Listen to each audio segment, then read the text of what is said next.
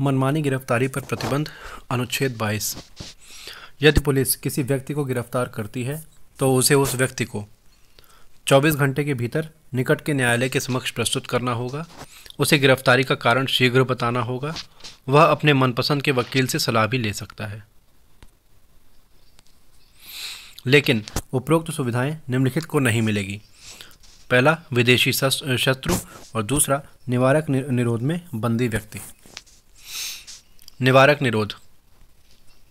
यदि पुलिस को किसी व्यक्ति के संबंध में यह आशंका होती है कि वह भविष्य में कोई बड़ा अपराध कर सकता है, अतः अपराध के निवारण के लिए पुलिस अपराध करने से पहले ही उसे गिरफ्तार कर लेती है, तो इसी को निवारक निरोध कहते हैं। निवारक निरोध में बंदी को उपरोक्त तीनों सुविधाएं 3 महीने तक नहीं मिलेंगी। यदि उस व्यक्ति को 3 महीने के बाद तक गिरफ्तार करना है तो ऐसा करने के लिए निवारक निरोध समिति का गठन करना पड़ेगा। इसी समिति की सिफारिश पर उस व्यक्ति को आगे के लिए गिरफ्तार किया जा सकेगा, लेकिन अब की बार अनुच्छेद 22 की उपरोक्त तीनों सुविधाएं देनी पड़ेंगी।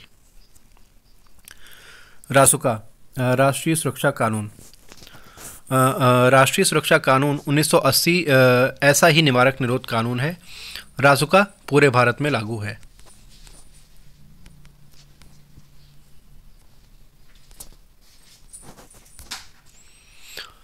शोषण के विरुद्ध अधिकार।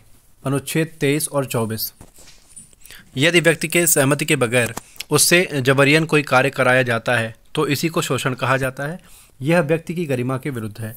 अतः व्यक्ति की गरिमा की सुरक्षा के लिए पहला, अनुच्छेद 23 बलात्श्रम और मानव व्यापार पर प्रतिबंध लगाता है, अर्थात बंधुआ मजदूरी, दास प्रथा, वेश्यावृत्ति इत्यादि पर प्रतिबंध लगाता है।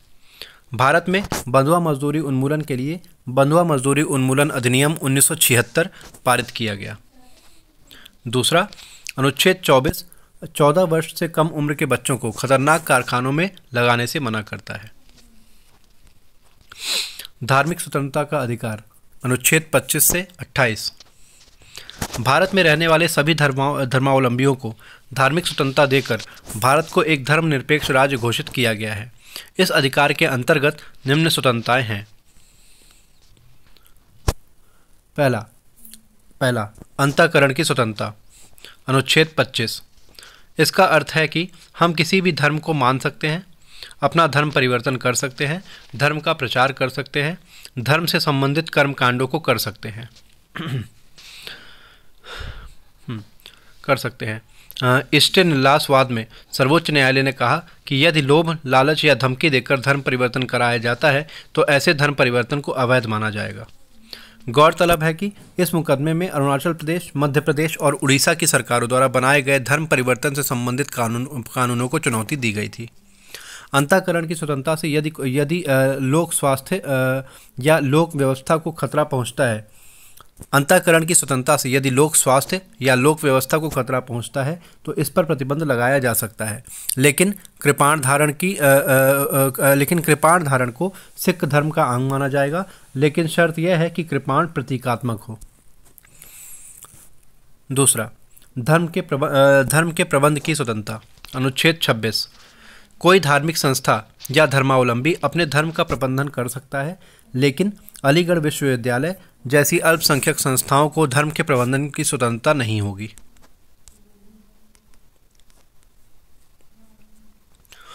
क्योंकि ये संस्थाएं संसदीय अधिनियमों और संसद या सरकार का कोई धर्म नहीं होता से स्थापित की गई हैं। क्योंकि ये संस्थाएं संसदीय अधिनियमों से स्थापित की गई हैं और संसद या सरकार का कोई धर्म नहीं होता। तीसरा, करों के संदाय से छूट। अनुच्छेद 27। तीसरा, करों के संदाय से छूट। अनुच्छेद 27। किसी भी धर्मावलंबी को कर देने के लिए विवश नहीं किया जा सकता। चौथा, सरकारी शिक्षण संस्थाओं में धार्मिक शिक्षा पर प्रतिबंध। अनुच्छेद 28। सरकारी शिक्षण संस्थाओं में धार्मिक शिक्षा नहीं दी जा सकती, लेकिन धार्मिक शिक्षण संस्थाओं में धार्मिक शिक्षण संस्थाओं में धार्मिक शिक्षा दी जा सकती है, पर ऐसी शिक्षण संस्थाओं में होने वाली धार्मिक प्रार्थना में शामिल होने के लिए किसी को बाध्य नहीं किया जा सकता। शिक्षा एवं संस्कृति का अधिकार, अनुच्छेद 29 और 30। यह पूरा अधिकार अल्पसंख्यकों के लिए है। भारत में अल्पसंख्यक के आधार पर परिभाषित किया गया है। भारत में अल्पसंख्यक के आधार पर परिभाषित किया गया है। यह पूरा अधिकार अल्पसंख्यकों के लिए है। भारत में निम्नलिखित अल्पसंख्यकों को निम्नलिखित आधार पर परिभाषित किया गया है।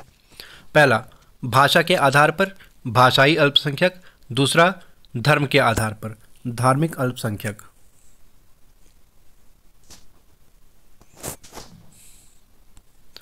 इस अधिकार के अंतर्गत पहला अनुच्छेद 29 अल्पसंख्यकों को अपनी भाषा, लिपि और संस्कृति बनाए रखने का अधिकार देता है। दूसरा, अनुच्छेद 30 अल्पसंख्यकों को अपनी शिक्षण संस्थाएं खोलने का अधिकार देता है, लेकिन ऐसी शिक्षण संस्थाओं को अनुदान देते समय राज्य कोई भेदभाव नहीं करेगा। ऐसी शिक्षण संस्थाएं अपने समुदाय के लोगों को 50% तक आरक्षण दे सकते हैं। अनुच्छेद 30 क में कहा गया है कि यदि राज्य ऐसी संस्था के भूमि का अधिग्रहण करता है तो उस संस्था को उचित मुआवजा देना पड़ेगा। संवैधानिक उपचारों का अधिकार, अनुच्छेद 32। यदि उपरोक्त मौलिक अधिकारों में से किसी मौलिक अधिकार का उल्लंघन होता है तो पीड़ित व्यक्ति अनुच्छेद 32 के तहत सीधे सुप्रीम कोर्ट का दरवाज़ा खटखटा सकता है। इस तरह अनुच्छेद 32 से सभी मौलिक अधिकारों का उपचार मिलता है।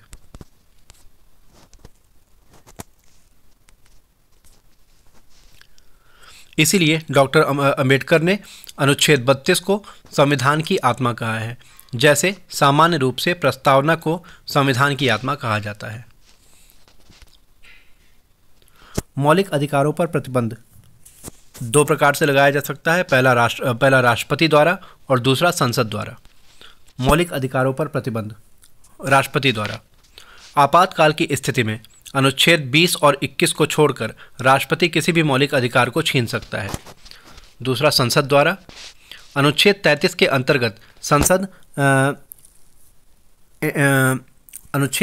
अंतर्गत संसद इंटेलिजेंस ब्यूरो के अधिकारियों के मौलिक अधिकारों को छीन सकती है और अनुच्छेद 34 के अंतर्गत संसद उस क्षेत्र के नागरिकों की मौलिक अधिकारों को छीन सकती है जिस क्षेत्र में सेना विधि लागू है।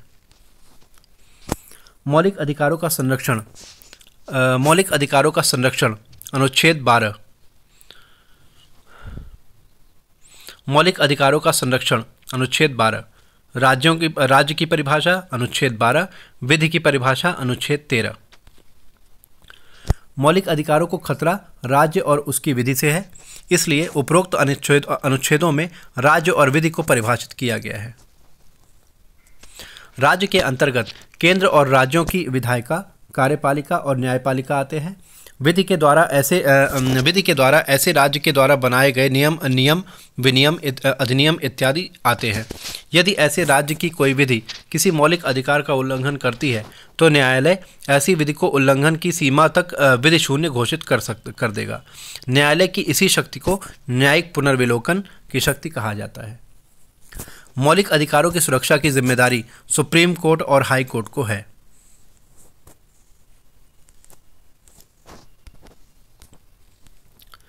यदि व्यक्ति के मौलिक अधिकारों का उल्लंघन होता है तो वह अनुच्छेद 32 के तहत सीधे सुप्रीम कोर्ट में और अनुच्छेद 226 के तहत सीधे हाई कोर्ट में मुकदमा दायर कर सकता है।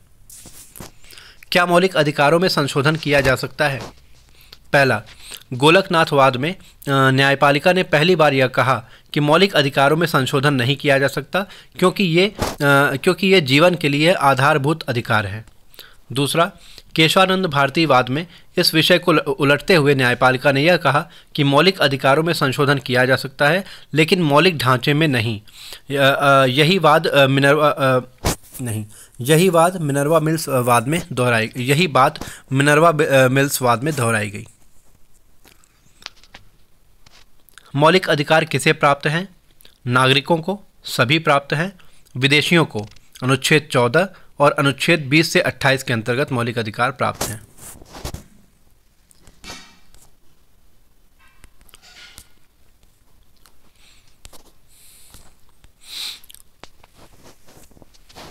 नीति निदेशक तत्व भाग 4 अनुच्छेद 36 से 51। ये सिद्धांत आयरलैंड के संविधान से लिए गए हैं, लेकिन ये सिद्धांत ब्रिटेन के फेबियनवाद समाजवाद से प्रेरित है। इस तरह इनकी प्रकृति कल्याणकारी व समाजवादी है। ये वे मार्गदर्शक सिद्धांत हैं जिनका अनुसरण अपनी नीतियां बनाते समय राज्य करेगा। ये निर्देशक तत्व अब अच्छे दिनों के लाने का आश्वासन देते हैं। जैसे राज्य के पास संसाधन बढ़ते जाएंगे, जैसे जैसे राज्य के पास संसाधन बढ़ते जाएंगे, राज्य इन तत्वों को लागू करता जाएगा। इसीलिए ये निर्देशक तत्व राज्य पर बाध्यकारी नहीं बनाए गए हैं, अर्थात ये न्याय योग्य नहीं है। निर्देशक तत्वों और मौलिक अधिकारों में अंतर। निर्देशक तत्व न्याय योग्य नहीं है, मौलिक अधिकार न्याय योग्य है। निर्देशक तत्व राज्य को कुछ करने को कहते हैं, अतः इनकी भाषा सकारात्मक है। मौलिक अधिकार राज्य को कुछ करने से मना करते हैं, अतः इनकी भाषा नकारात्मक है।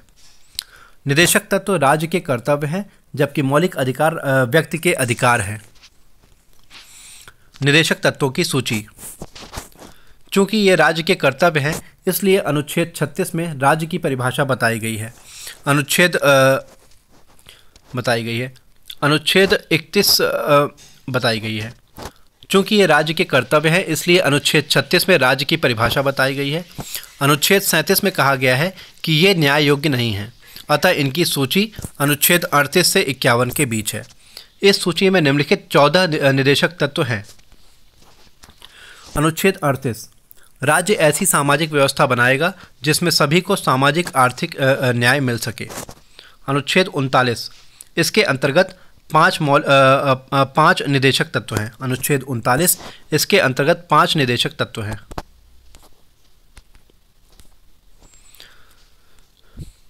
अनुच्छेद 39 क राज्य निःशुल्क कानूनी सहायता उपलब्ध कराएगा 42वां संशोधन के द्वारा।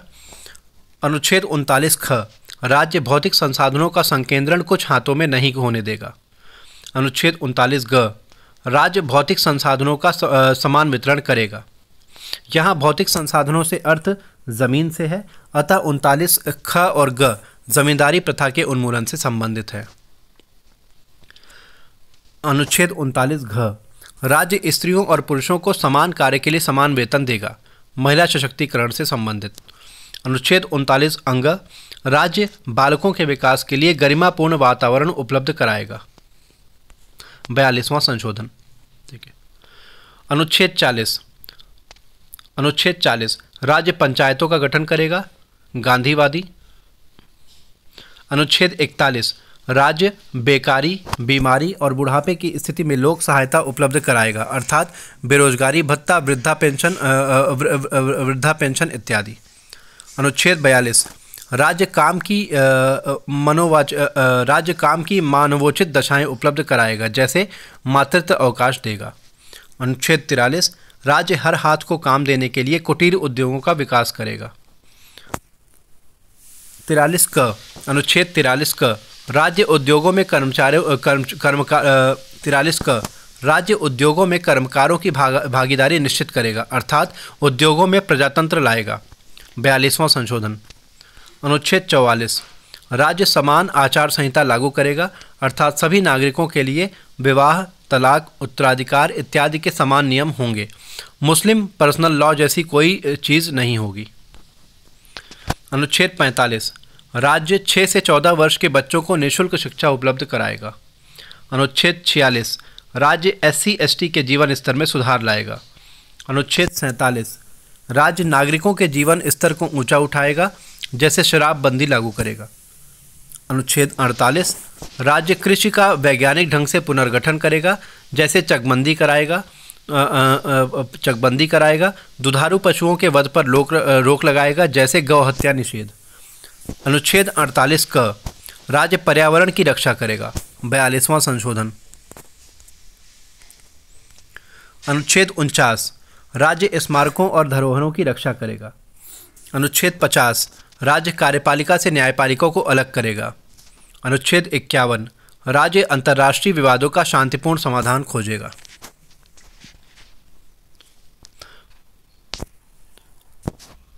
बयालीसवें संशोधन द्वारा जोड़े गए अनुच्छेद 39 क, अनुच्छेद 39 अंग अनुच्छेद 43 क, अनुच्छेद 48 क।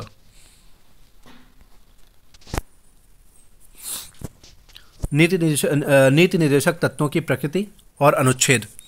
समाजवादी या कल्याणकारी नीति निर्देशक तत्व, अनुच्छेद 39 ख ग, अनुच्छेद 42, अनुच्छेद 41 और अनुच्छेद 43। गांधीवादी नीति निर्देशक तत्व, अनुच्छेद 40, अनुच्छेद 46, अनुच्छेद 48 और अंतर्राष्ट्रीयवादी नीति निर्देशक तत्व, अनुच्छेद 51।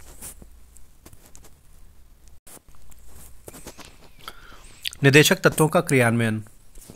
न्याय योग्य न होने के कारण निदेशक तत्व बाध्यकारी नहीं है, इसलिए इनके क्रियान्वयन को लेकर प्रश्न चिन्ह खड़ा हो गया। बी एन राव ने इन्हें नैतिक उद्देश्य कहा। जेनिंग्स ने इसे पुण्य आकांक्षा जेनिंग्स ने इसे पुण्य आकांक्षा कहा। केटी शाह का कहना था कि ये आगे की तारीख में भुनाए जाने वाले चेक हैं। लेकिन अपने 68 वर्षों की यात्रा में भारत सरकार ने लगभग सभी निदेशक तत्वों को लागू करके इस तरह की आशंकाओं को झूठा साबित कर दिया है।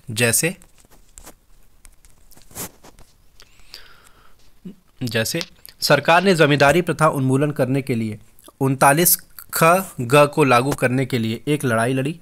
जब सरकार जमींदारी उन्मूलन के लिए भूमि सुधार कानून बनाती थी तो न्यायालय ऐसे कानून को इस आधार पर रद्द कर देता था कि यह कानून जमींदारों के संपत्ति के मौलिक अधिकारों को छीनता है। अतः सरकार ने पहला संविधान संशोधन करके एक तिजोरी के रूप में संविधान में 9वीं अनुसूची जोड़ी। इस 9वीं अनुसूची में सभी भूमि सुधार कानूनों को डाल दिया गया। संविधान का भाग होने के कारण न्यायालय इस 9वीं अनुसूची का पुनर्विलोकन नहीं कर सकता था, इसलिए ये कानून रद्द होने से बच गया। लेकिन बाद में सरकार इस 9वीं अनुसूची का दुरुपयोग करने लगी। जैसे तमिलनाडु सरकार के 69% वाले आरक्षण कानून को भी इस अनुसूची में डाल दिया गया। इसी दुरुपयोग को देखते हुए अब न्यायालय ने कहा कि केशवानंद भारतीवाद के बाद जो भी कानून 9वीं अनुसूची में डाले गए हैं उनका न्यायिक पुनर्विलोकन किया जा सकता है। 1977-78 ईस्वी में जब जनता सरकार सत्ता में आई तो उसने संपत्ति के अधिकार को ही मौलिक अधिकारों की सूची से निकाल दिया। सरकार ने अनुच्छेद 40 को लागू करने के लिए 73वां और 74वां संशोधन किया। इन संशोधनों के द्वारा पंचायती राज व्यवस्था की स्थापना हुई। अनुच्छेद 45 को लागू करने के लिए 86वां संशोधन किया गया। इसके द्वारा अनुच्छेद 21 का जोड़कर 6 से 14 वर्ष के बच्चों को निःशुल्क अनिवार्य शिक्षा का मौलिक अधिकार दे दिया गया। इस तरह अब यह एक निदेशक तत्व न होकर मौलिक अधिकार बन गया। इसी तरह गो हत्या निषेध, विधवा पेंशन, बेरोजगारी भत्ता को भी न्यायिक न्यूनाधिक मात्रा में लागू करने की कोशिश की गई है। अतः हम यह निष्कर्ष दे सकते हैं कि निदेशक तत्व सामाजिक आर्थिक लोकतंत्र की स्थापना करते हैं। डॉक्टर अंबेडकर ने भी इन्हें आर्थिक लोकतंत्र कहा है। पाणिकर ने इन्हें आर्थिक क्षेत्र में समाजवाद कहा है।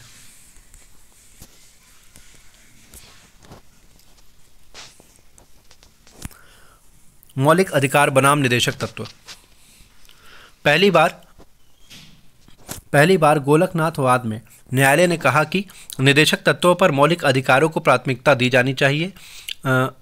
अर्थात यदि निदेशक तत्वों को लागू करने वाली कोई विधि किसी मौलिक अधिकार को छीनती है तो न्यायालय ऐसी विधि का न्यायिक पुनर्विलोकन करके विधि शून्य कर देगा। न्यायालय के इस निर्णय के प्रभाव को समाप्त करने के लिए सरकार ने 25वां संशोधन किया। इसके द्वारा अनुच्छेद 31 ग और 39 ख ग इसके द्वारा अनुच्छेद 31 ग को 39 ख ग का बॉडीगार्ड बना दिया गया। अर्थात 39 ख ग को लागू करने वाली कोई विधि किसी मौलिक अधिकार को छीनती है तो न्यायालय इस विधि को रद्द नहीं कर पाएगा, क्योंकि 31 ग इसकी सुरक्षा करेगा। इस तरह 25वें संशोधन द्वारा मौलिक अधिकारों के ऊपर निदेशक तत्वों को प्राथमिकता दी गई। आगे चलकर केशवानंद भारतीवाद में न्यायालय ने 25वें संशोधन को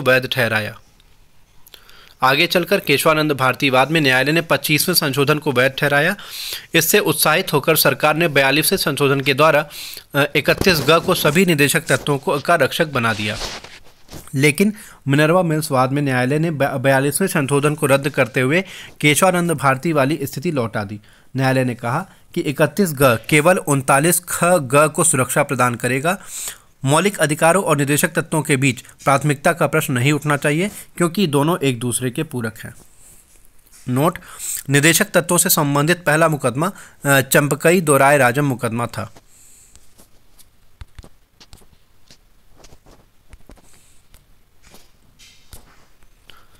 मौलिक कर्तव्य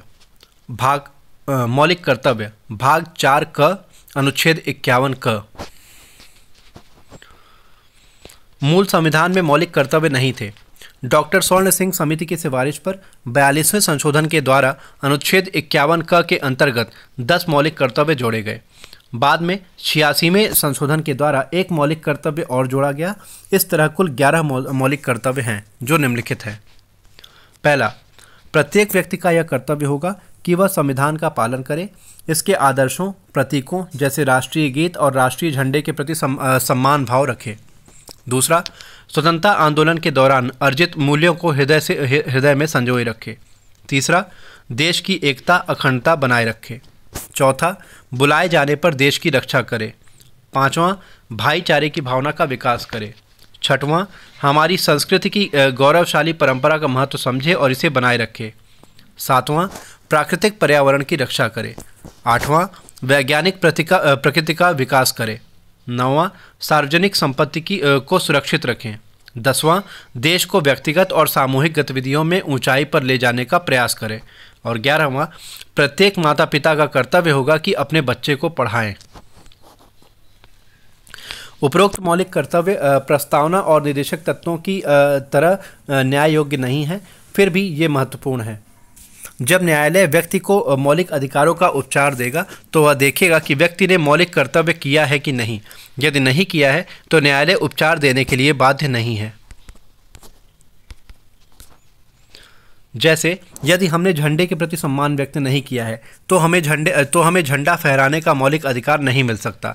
इससे यह बात स्पष्ट हो जाती है कि अधिकारों का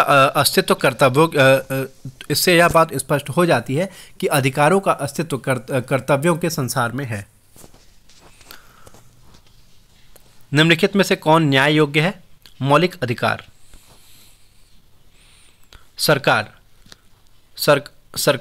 सरकार के 3 अंग होते हैं: कार्यपालिका, विधायिका और न्यायपालिका।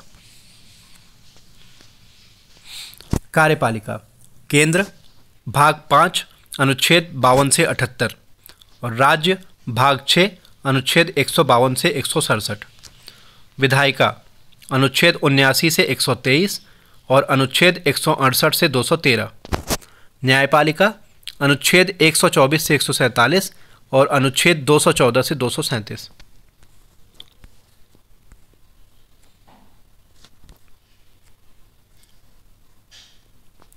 केंद्रीय विधायिका या संसद कानून बनाने की संस्था। संसद ऊपरी सदन, राज्यसभा, निम्न सदन, लोकसभा। संसद का गठन अनुच्छेद 79 के अंतर्गत।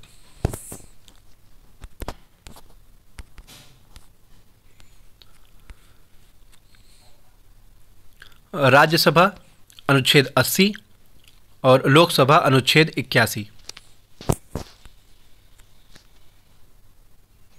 राज्यसभा अनुच्छेद 80 सदस्य संख्या 250। सदस्य संख्या 250। 12 सदस्य राष्ट्रपति द्वारा मनोनीत और 238 सदस्यों का एमएलए द्वारा चुनाव। 238 सदस्यों का एमएलए द्वारा चुनाव। वर्तमान में 233। इसलिए वर्तमान में राज्यसभा की कुल संख्या है 245। लोकसभा अनुच्छेद 81 सदस्य संख्या 552। 550 का जनता द्वारा चुनाव और 2 एंग्लो इंडियन का राष्ट्रपति द्वारा मनोनयन।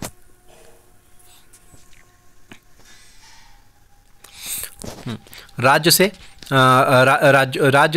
530 सदस्य और केंद्र शासित प्रदेशों से 2 एंग्लो इंडियन का राष्ट्रपति द्वारा मनोनयन। 550 का विभाजन, राज्य से 530 सदस्य और केंद्र शासित प्रदेशों से 20 सदस्य।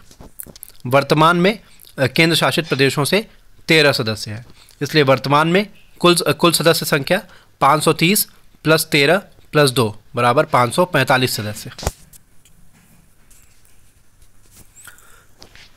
संसद में सीटों का उपरोक्त निर्धारण 1971 की जनगणना के आधार पर किया गया, लेकिन 87वीं संविधान संशोधन में यह कहा गया है कि सीटों का परिसीमन 2001 की जनगणना पर आधारित माना जाएगा। दूसरा, सीटों की यह संख्या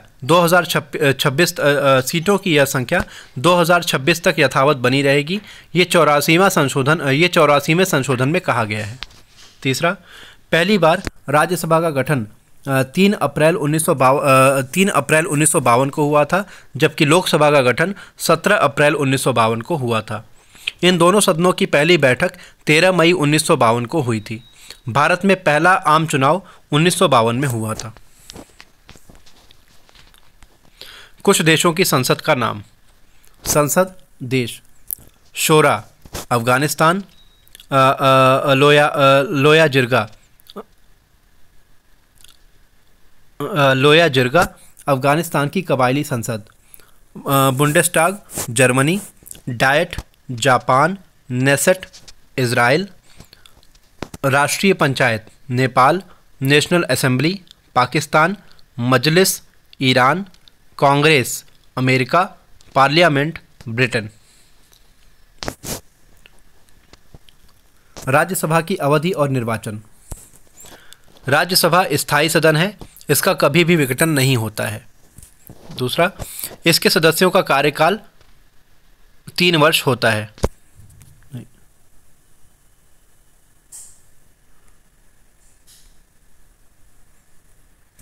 इसके सदस्यों का कार्यकाल 6 वर्ष होता है। प्रत्येक 2 वर्ष बाद 1/3 सदस्य रिटायर होते हैं, इतने ही नए सदस्य पद धारण करते हैं। तीसरा, राज्यसभा में अनुच्छेद 80(1) के अंतर्गत राष्ट्रपति 12 सदस्यों को मनोनीत करता है। यह मनोनयन साहित्य, कला, विज्ञान, समाज सेवा और खेल जगत की प्रसिद्ध हस्तियों में से किया जाता है। राज्यसभा में 238 सदस्यों का चुनाव होता है। यह चुनाव आनुपातिक प्रतिनिधित्व की एकल संक्रमणीय पद्धति से होता है। चुनाव अप्रत्यक्ष होता है क्योंकि पहले जनता राज्यों की विधानसभाओं के जनप्रतिनिधियों एमएलए को चुनती है, फिर यही निर्वाचित एमएलए राज्यसभा के सदस्यों को चुनते हैं। राज्यसभा के लिए खुला मतदान होता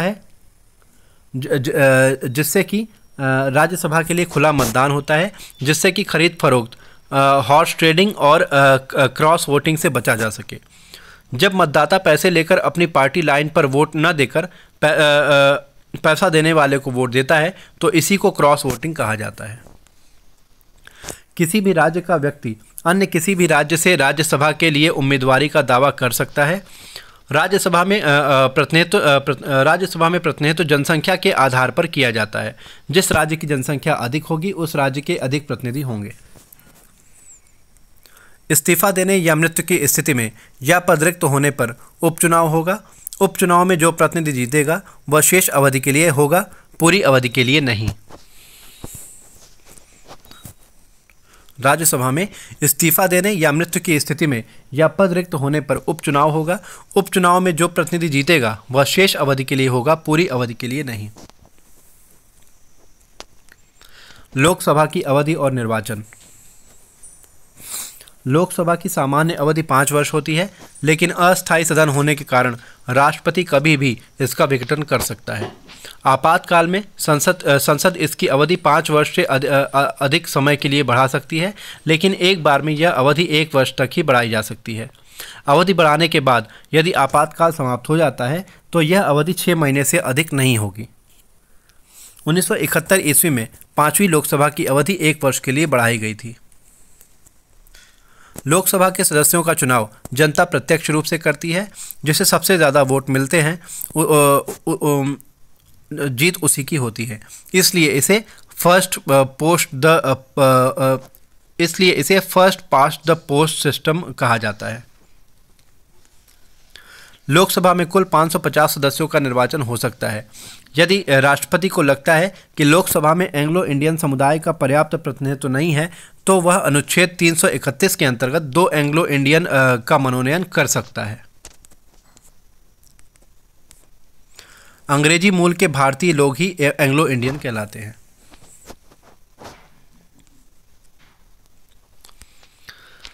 संसद सदस्यों की योग्यताएं। संसद सदस्यों की योग्यताएं: भारत का नागरिक हो, पागल, दिवालिया और सजा याफ्ता न हो। दूसरा, राज्यसभा की स्थिति में कम से कम 30 वर्ष और लोकसभा की स्थिति में कम से कम 25 वर्ष की आयु का हो। तीसरा, लाभ के पद पर न हो। लाभ का पद क्या है, इसकी व्याख्या संसद करेगी अनुच्छेद 102 के अंतर्गत।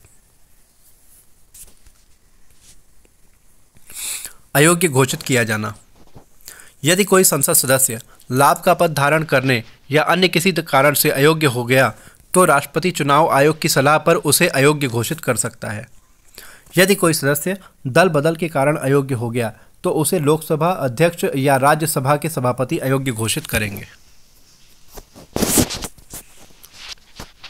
शपथ: संसद के सदस्य राष्ट्रपति या उसके द्वारा नियुक्त प्राधिकारी के समक्ष शपथ लेते हैं। होता यह है कि सर्वप्रथम राष्ट्रपति किसी वरिष्ठ सदस्य को शपथ दिला देता है, फिर यही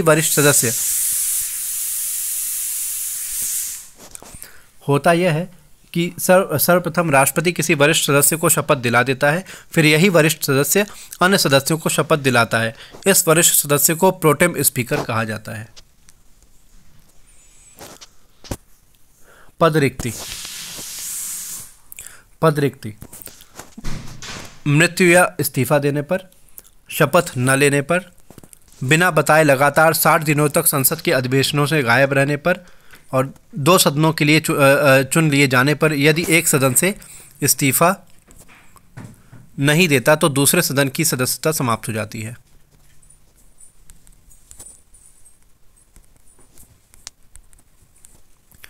दो सदनों के लिए चुन लिए जाने पर यदि एक सदन से इस्तीफा नहीं देता तो दूसरे सदन की सदस्यता समाप्त हो जाती है।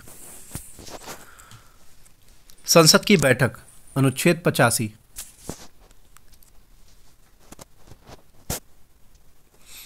संसद की बैठक अनुच्छेद 85: आहूत करना या बुलाना राष्ट्रपति, सत्रावसान 85(1) राष्ट्रपति, विघटन 85(2) राष्ट्रपति, स्थगन पीठासीन अधिकारी।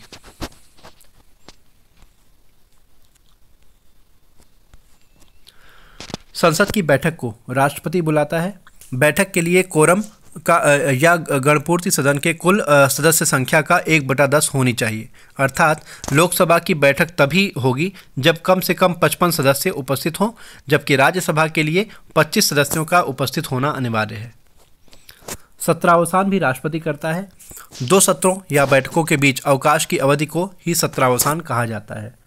सत्रावसान की अधिकतम अवधि 6 महीने हो सकती है, अतः राष्ट्रपति के लिए 1 वर्ष में कम से कम 2 बैठकें आयोजित करना अनिवार्य है। सामान्यतः 3 बैठकें बुलाने की परंपरा बन गई है। संसद के 3 सत्र कौन कौन से हैं? बजट सत्र, मानसून सत्र और शीतकालीन सत्र।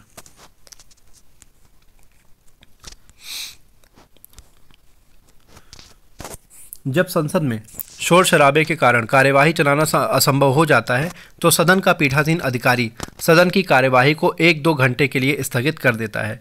इसी को स्थगन कहा जाता है। इस तरह स्थगन अनुशासन स्थापित करने के लिए दिया जाता है।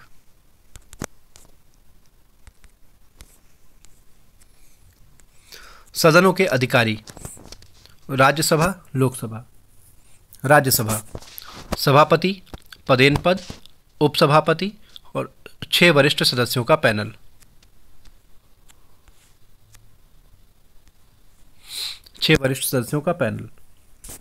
लोकसभा: लोकसभा अध्यक्ष, उपाध्यक्ष, 6 वरिष्ठ सदस्यों का पैनल। और ये दोनों मिलकर बनाते हैं सचिवालय। सचिवालय: राज्यसभा महासचिव, लोकसभा महासचिव। राज्यसभा का सचिवालय सभापति के अधीन राज्यसभा का सचिवालय सभापति के अधीन और लोकसभा का सचिवालय लोकसभा अध्यक्ष के अधीन कार्य करता है। सचिवालय सदनों की कार्यवाहियों का लेखांकन करता है।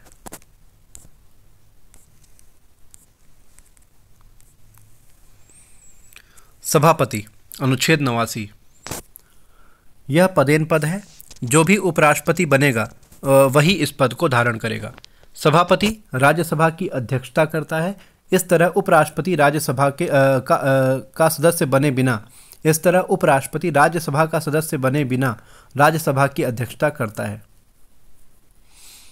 सभापति अनुच्छेद 89। यह पदेन पद है। जो भी उपराष्ट्रपति बनेगा वही इस पद को धारण करेगा। सभापति राज्यसभा की अध्यक्षता करता है। इस तरह उपराष्ट्रपति राज्यसभा का सदस्य बने बिना राज्यसभा की अध्यक्षता करता है। सभापति प्रति माह 4 लाख रुपए वेतन पाता है। यह वेतन भारत की संचित निधि पर भारित व्यय होता है। भारित व्यय का अर्थ है कि वेतन के लिए संसद से इजाज़त लेने की जरूरत नहीं है। उपसभापति सभापति के न रहने पर उपसभापति सदन की अध्यक्षता करता है। उपसभापति को राज्यसभा के सभी सदस्य चुनते हैं और यही सदस्य इसे हटाते भी हैं। पदावधि 6 वर्ष होती है। वेतन भारत की संचित निधि पर भारित व्यय होता है। लोकसभा अध्यक्ष या स्पीकर अनुच्छेद 93। निर्वाचन लोकसभा अध्यक्ष का निर्वाचन होता है। निर्वाचन लोकसभा के सभी सदस्य करते हैं। भारत में लोकसभा अध्यक्ष को सर्वसम्मति से चुनने की परंपरा बनती जा रही है। सर्वसम्मति बनाने के लिए लोकसभा अध्यक्ष का पद सत्ता पक्ष को सर्वसम्मति बनाने के लिए लोकसभा अध्यक्ष का पद सत्ता पक्ष को और उपाध्यक्ष का पद विपक्ष को दे दिया जाता है। यह परंपरा ठीक भी है क्योंकि यह निष्पक्ष और सम्मानीय पद है। अतः यदि चुनाव होगा तो लोकसभा अध्यक्ष राजनीतिक दल बदली में फंस भी सकता है। ब्रिटेन में भी एक बार अध्यक्ष को जीवन भर के लिए अध्यक्ष की परंपरा बन गई है। योग्यताएं कोई लोकसभा सदस्य ही लोकसभा का अध्यक्ष बन सकता है। पदावधि अपने निर्वाचन तिथि से नई लोकसभा की पहली बैठक तक अपने पद पर बना रहेगा, लेकिन इस बैठक की अध्यक्षता वह नहीं करेगा। इसकी अध्यक्षता वरिष्ठ सदस्य या प्रोटेम स्पीकर ही करेगा। हटाया जाना लोकसभा के सदस्य साधारण बहुमत से प्रस्ताव पारित करके लोकसभा अध्यक्ष को हटा सकते हैं, लेकिन हटाए जाने की सूचना 14 दिन पूर्व देनी होगी। इस दौरान लोकसभा अध्यक्ष को अपना पक्ष रखने का मौका भी देना होगा। इस दौरान लोकसभा अध्यक्ष लोकसभा की अध्यक्षता नहीं करेगा, अतः अपना निर्णायक मत भी नहीं देगा। हाँ, सदन की सदस्यता वाला मत देगा। हाँ, यह स्मरण रहे कि लोकसभा अध्यक्ष साधारण परिस्थितियों में सदन के सदस्यता वाला मत नहीं देता। यदि किसी मुद्दे पर पक्ष और विपक्ष के बीच मत बराबर हो जाते हैं तब निर्णायक मत देता है। वेतन 4 लाख होगा जो संचित निधि पर भारित व्यय होगा। शपथ अपने पद की शपथ नहीं ले सकता। कार्य व शक्तियाँ लोकसभा की अध्यक्षता करता है। लोकसभा में सदस्यों के बैठने का स्थान सुनिश्चित करता है। सदन में पूछे जाने वाले प्रश्नों का क्रम निर्धारित करता है। सदस्यों से सदन की आचार संहिता का पालन करवाता है। यदि कोई सदस्य अवांछनीय व्यवहार करता है तो उसे निलंबित कर सकता है। मार्शल के द्वारा सदन की पुलिस से उसे बाहर निकलवा सकता है। सदन में अनुशासन स्थापित करने के लिए इसका स्थगन कर सकता है। दोनों सदनों की संयुक्त बैठक की अध्यक्षता करता है। धन विधेयक को प्रमाणित करता है। संसदीय समितियों पर नियंत्रण करता है। लोकसभा सदस्यों और राष्ट्रपति के बीच एक कड़ी का कार्य करता है। कुल मिलाकर सदन का विवेक प्रहरी होता है।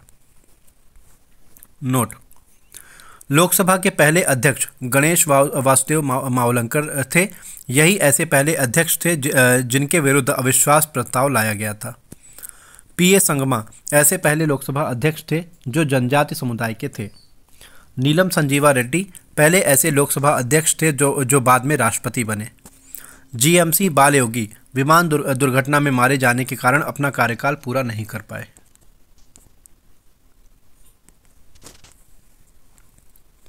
संसदीय विशेषाधिकार अनुच्छेद 105। व्यक्तिगत विशेषाधिकार और सामूहिक विशेषाधिकार। व्यक्तिगत विशेषाधिकारों के अंतर्गत 3 अधिकार हैं। पहला, किसी संसद सदस्य को संसद के अधिवेशन के 40 दिन पहले और 40 दिन बाद तक गिरफ्तार नहीं किया जा सकता। दूसरा, संसद सदस्य को गवाह या साक्षी बनने से छूट होगी। तीसरा, संसद सदस्य को संसद के भीतर विचार एवं अभिव्यक्ति की स्वतंत्रता प्राप्त होगी। वह कुछ भी बोल सकता है, लेकिन उसकी इस स्वतंत्रता पर 2 मर्यादाएं होंगी। पहली, वह संसद की आचार संहिता के विरुद्ध नहीं जा सकता, अनुच्छेद 118 के अंतर्गत। और दूसरा, वह किसी न्यायाधीश के आचरण के विरुद्ध तब तक कोई टीका टिप्पणी नहीं कर सकता जब तक उसके हटाए जाने की प्रक्रिया संसद में न चल रही हो, अनुच्छेद 121 के अंतर्गत। सामूहिक रूप से संसद सदस्यों को निम्नलिखित विशेषाधिकार प्राप्त है। पहला, संसद की इजाज़त के बगैर संसदीय कार्यवाहियों और कदाचारों का प्रकाशन नहीं किया जा सकता।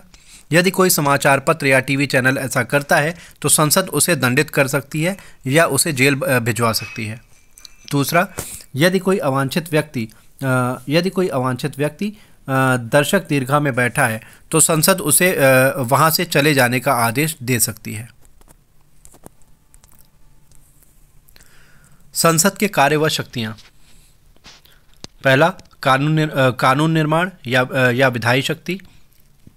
दूसरा, वित्तीय नियंत्रण। तीसरा, संविधान का संशोधन। चौथा, महाभियोग लगाना।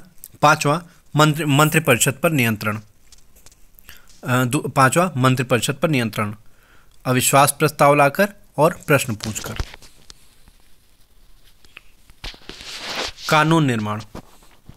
कानून निर्माण के ऐसे प्रस्ताव जिसे संसद स्वीकार कर लेती है विधेयक कहलाते हैं। संसद विधेयकों को पारित करके कानून निर्माण करती है। विधेयक 2 प्रकार के होते हैं। पहला, ऐसे विधेयक जो मंत्री के द्वारा संसद में प्रस्तुत किए जाते हैं सरकारी विधेयक कहलाते हैं। दूसरा, ऐसे विधेयक जो किसी संसद सदस्य के द्वारा संसद में प्रस्तुत किए जाते हैं गैर सरकारी विधेयक कहलाते हैं। प्रकृति के आधार पर विधेयक 3 प्रकार के होते हैं। पहला, साधारण विधेयक। यह विधेयक किसी भी सदन में प्रस्तुत किया जा सकता है।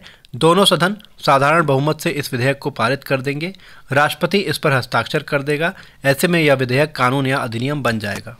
लेकिन विधेयक के पारित होने में 2 बाधाएं उत्पन्न हो सकती है। पहला, सदनों के बीच पैदा होने वाला गतिरोध और दूसरा, राष्ट्रपति की ओर से।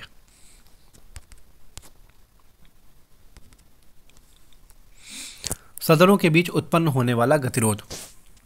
यदि एक सदन विधेयक को पारित करके दूसरे सदन के पास भेजता है तो यदि दूसरा सदन विधेयक को लेने से इनकार कर दे या विधेयक को ले लेकिन 6 महीने तक उस पर विचार ही न करे या विधेयक में ऐसा संशोधन कर दे जिसे पहला सदन मानने को तैयार न हो, तो इन 3 स्थितियों को गतिरोध समझा जाएगा। इस गतिरोध के चलते विधेयक पारित नहीं होगा। विधेयक पारित करने का एकमात्र तरीका संयुक्त बैठक है। संयुक्त बैठक अनुच्छेद 108। तो संसद की संयुक्त बैठक का प्रावधान अनुच्छेद 108 के अंतर्गत है। यदि साधारण विधेयक को लेकर दोनों सदनों में असहमति या गतिरोध पैदा हो जाता है तो राष्ट्रपति दोनों सदनों की एक साथ बैठक बुलाता है। इसी को संयुक्त बैठक कहते हैं। यदि राष्ट्रपति ने संयुक्त बैठक की अधिसूचना जारी कर दी है तो इसी बीच लोकसभा का विघटन हो जाता है तो इस विघटन का संयुक्त बैठक पर कोई प्रभाव नहीं पड़ेगा। संयुक्त बैठक निर्धारित तारीख पर होगी। संयुक्त बैठक में निम्नलिखित बातें महत्वपूर्ण हैं। पहला, संयुक्त बैठक की अध्यक्षता लोकसभा अध्यक्ष करेगा। उसके न रहने पर उपाध्यक्ष और उपाध्यक्ष के न रहने पर राज्यसभा का उपसभापति करेगा। दूसरा, संयुक्त बैठक में वही मुद्दे उठाए जाएंगे जिनको लेकर गतिरोध हुआ है, कोई नया मुद्दा नहीं उठाया जाएगा। तीसरा, विधेयक को साधारण बहुमत से पारित कर दिया जाएगा। इस पारित विधेयक पर राष्ट्रपति हस्ताक्षर कर देगा तो यह कानून बन जाएगा। संख्या बल अधिक होने के कारण संयुक्त बैठक में लोकसभा की ही चलती है। अब तक 3 बार संयुक्त बैठक के माध्यम से विधेयकों को पारित करवाया गया है। पहला, दहेज निषेध अधिनियम 1961, दूसरा बैंककारी निरसन अधिनियम 1978 और तीसरा पोटा अधिनियम 2002। राष्ट्रपति की ओर से गतिरोध। राष्ट्रपति की ओर से गतिरोध राष्ट्रपति की वीटो पावर है। यदि राष्ट्रपति विधेयक पर हस्ताक्षर कर देता है तो विधेयक कानून बन जाएगा, लेकिन यदि पहला, हस्ताक्षर करने से इनकार कर देता है तो विधेयक समाप्त हो जाएगा। राष्ट्रपति की इसी शक्ति को पूर्ण वीटो कहा जाता है। प्रायः इस वीटो का प्रयोग गैर सरकारी विधेयकों पर किया जाता है। दूसरा, राष्ट्रपति विधेयक को पुनर्विचार के लिए सदनों के पास वापस भेज सकता है। यदि सदन पुनर्विचार करके विधेयक पुनः राष्ट्रपति के पास भेजते हैं तो अब की बार राष्ट्रपति हस्ताक्षर करने के लिए बाध्य है। जिस तरह राष्ट्रपति विधेयक को पुनर्विचार के लिए भेजकर कुछ देर के लिए कानून बनना रोक देता है, इसलिए इसे विलंबनकारी वीटो कहा जाता है। तीसरा, यदि राष्ट्रपति विधेयक पर न तो हस्ताक्षर करने से मना करता है और न ही हस्ताक्षर करता है तो इस स्थिति में भी विधेयक कानून नहीं बन पाएगा। इसी को पॉकेट वीटो या जेबी वीटो कहा जाता है। अभी तक राष्ट्रपति ने केवल एक ही बार जेबी वीटो का प्रयोग 1986 ईस्वी में तत्कालीन राष्ट्रपति ज्ञानी जैल सिंह ने डाक विधेयक पर जेबी वीटो का प्रयोग किया था।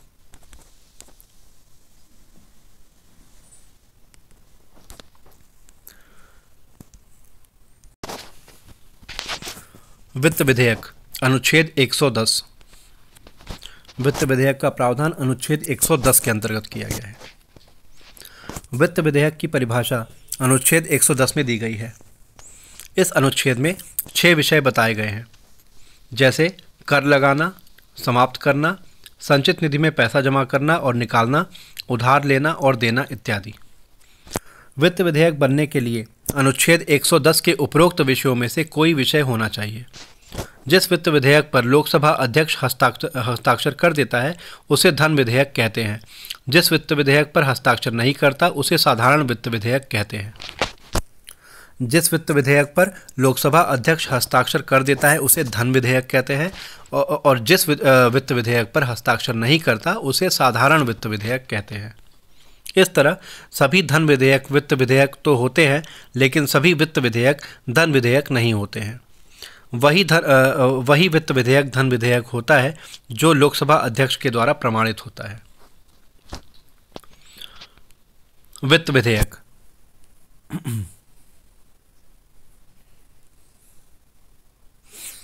वित्त विधेयक लोकसभा के अध्यक्ष वित्त विधेयक लोकसभा अध्यक्ष के द्वारा प्रमाणित धन विधेयक कहलाता है और अप्रमाणित साधारण वित्त विधेयक कहलाता है।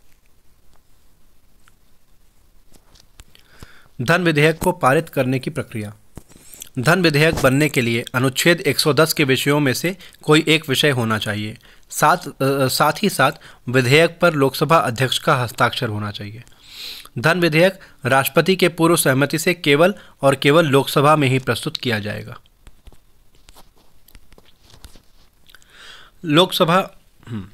लोकसभा इसे साधारण बहुमत से पारित करके राज्यसभा को भेज देगी।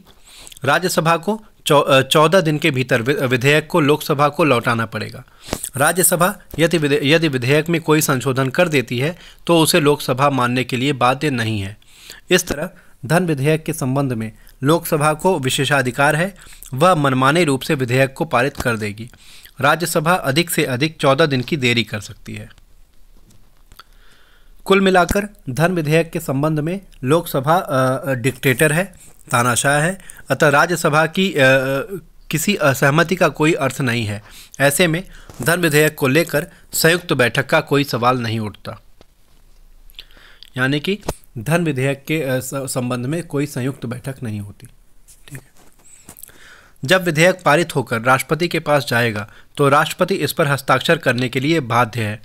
यदि राष्ट्रपति हस्ताक्षर भी करता है तो यह मान लिया जाता है कि यदि राष्ट्रपति हस्ताक्षर नहीं भी करता है तो यह मान लिया जाता है कि राष्ट्रपति ने हस्ताक्षर कर दिया है। राष्ट्रपति इस विधेयक को पुनर्विचार के लिए भी वापस नहीं भेज सकता। साधारण वित्त विधेयक पारित करने की प्रक्रिया। धन विधेयक की तरह यह विधेयक भी राष्ट्रपति के पूर्व अनुमति से लोकसभा में ही प्रस्तुत किया जाएगा। प्रस्तुत करने के बाद सारी प्रक्रिया साधारण विधेयक की तरह होगी। साधारण विधेयक की तरह दोनों सदन इसे साधारण बहुमत से पारित करेंगे, लेकिन इस दौरान यदि राज्यसभा विधेयक से असहमत हो जाती है तो विधेयक तभी पारित हो जाएगा जब संयुक्त बैठक होगी। यानी कि धन विधेयक के लिए संयुक्त बैठक नहीं हो सकती, लेकिन साधारण वित्त विधेयक के लिए संयुक्त बैठक हो सकती है। ठीक। संशोधन विधेयक अनुच्छेद 368। इस विधेयक के माध्यम से संविधान का संशोधन किया जाता है। यह विधेयक किसी भी सदन में प्रस्तुत किया जा सकता है। विधेयक विशेष बहुमत से पारित किया जाएगा। विधेयक को पारित करने को लेकर दोनों सदनों की शक्तियां समान हैं। अतः यदि कोई सदन विधेयक से असहमत होता है तो इसे गतिरोध समझा जाएगा, लेकिन गतिरोध को समाप्त करने के लिए संयुक्त बैठक का कोई प्रावधान नहीं है। अतः विधेयक समाप्त हो जाएगा। यानी कि संविधान संशोधन विधेयक के लिए कोई भी संयुक्त बैठक नहीं होती। अगर संविधान संशोधन विधेयक के मैटर में अगर कोई भी एक सदन असहमति व्यक्त करता है तो विधेयक वहीं समाप्त हो जाएगा। यदि विधेयक पारित होकर राष्ट्रपति के पास जाता है तो राष्ट्रपति इस पर हस्ताक्षर करने के लिए बाध्य है। वह इसे पुनर्विचार के लिए वापस नहीं भेज सकता।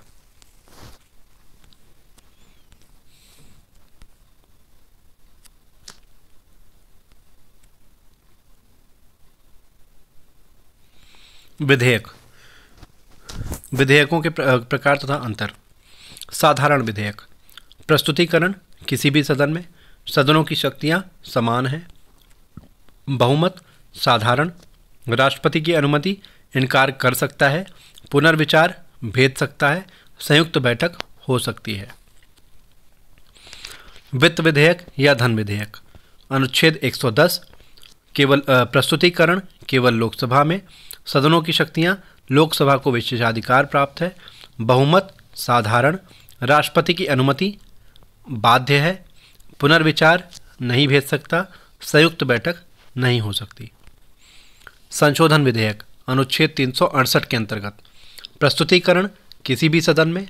सदनों की शक्तियां समान हैं। बहुमत बहुमत। राष्ट्रपति की अनुमति बाध्य है। पुनर्विचार के लिए नहीं भेज सकता और संयुक्त बैठक नहीं हो सकती।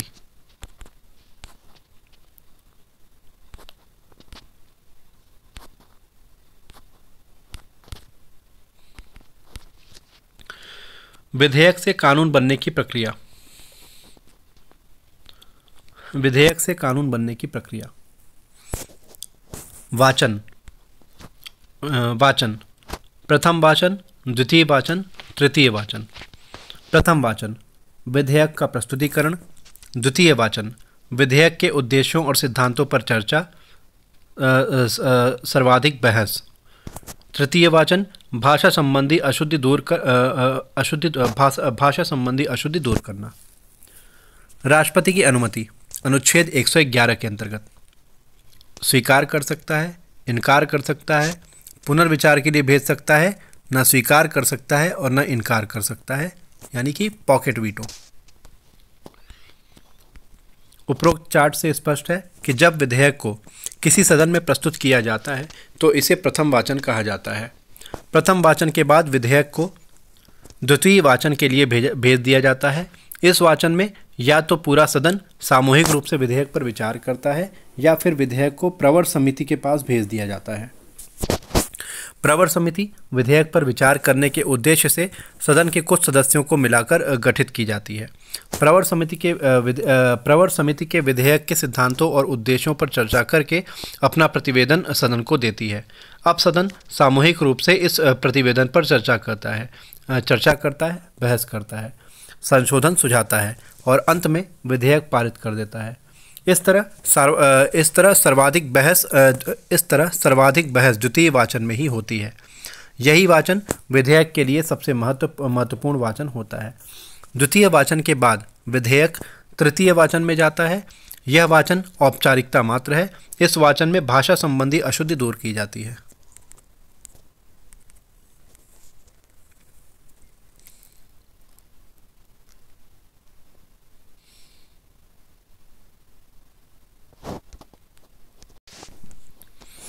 इस तरह उपरोक्त तीनों वाचनों के द्वारा पहला सदन विधेयक को पारित करके दूसरे सदन के पास भेज देता है।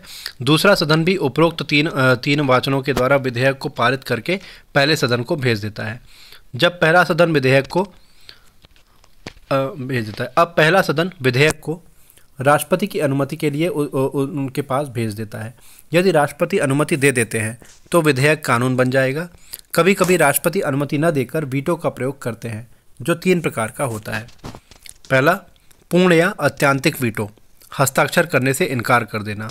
दूसरा, निलंबनकारी वीटो, पुनर्विचार के लिए भेजना। और तीसरा, पॉकेट वीटो या जेबी वीटो, न स्वीकार करना न इनकार करना।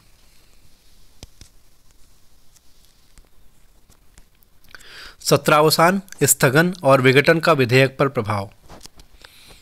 स्थगन और सत्रावसान से सदन में प्रस्तुत किए गए प्रस्ताव को समाप्त हो सकते हैं। स्थगन और सत्रावसान से सदन में प्रस्तुत किए गए प्रस्ताव तो समाप्त हो सकते हैं, लेकिन विधेयकों पर इसका कोई प्रभाव नहीं पड़ेगा। विघटन का निम्नलिखित प्रभाव पड़ेगा।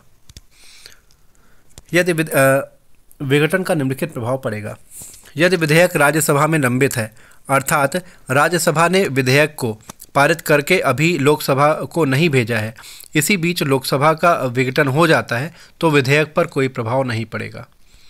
दूसरा, यदि राज्यसभा ने विधेयक को पारित करके लोकसभा को भेज दिया है, तो लोकसभा विधेयक पारित करती है, इससे पहले लोकसभा का विघटन हो जाता है, तो इस स्थिति में विधेयक समाप्त हो जाएगा। तीसरा, यदि लोकसभा में विधेयक पारित करके राज्यसभा को भेज दिया है, राज्यसभा पारित करके विधेयक को लोकसभा को लौटाती है, इससे पहले लोकसभा का विघटन हो जाता है, तो विधेयक समाप्त हो जाएगा। तीसरा, यदि लोकसभा में विधेयक पारित करके राज्यसभा को भेज दिया गया है, राज्यसभा पारित करके विधेयक को लोकसभा को लौटाती है, इससे पहले लोकसभा का विघटन हो जाता है, तो विधेयक समाप्त हो जाएगा। पहली स्थिति, यदि विधेयक राज्यसभा के पास पेंडिंग है और इसी बीच लोकसभा विघटित हो जाती है, तो विधेयक पर कोई प्रभाव नहीं पड़ेगा। दूसरी स्थिति, यदि लोकसभा ने विधेयक को पारित कर दिया है और राज्यसभा को भेज दिया है,